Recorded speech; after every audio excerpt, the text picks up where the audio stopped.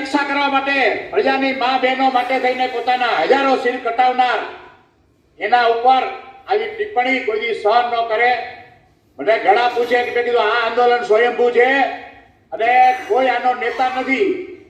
નેતા જે વ્યવસ્થા કરે છે સંકલન સમિતિ, એટલે આપણે એની શિસ્તમાં રહેશું અને આ ઇતિહાસને જે ધરતી ઉપર રાજ તમે કરતા હો એનો ઇતિહાસ જાણવો પડે.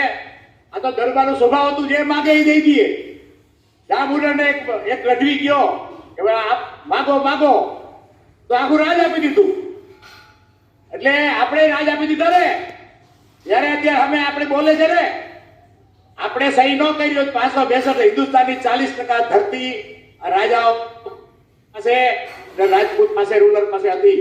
હિન્દુસ્તાનની 40% ધરતી એક ખાલી કાશ્મીરમાં સહી નહોતી કરી તો અત્યારે કાશ્મીર ભારતનો કેટલો હેડક છે તમે જુઓ છો. 2 મહિના મોડી સહી કરી.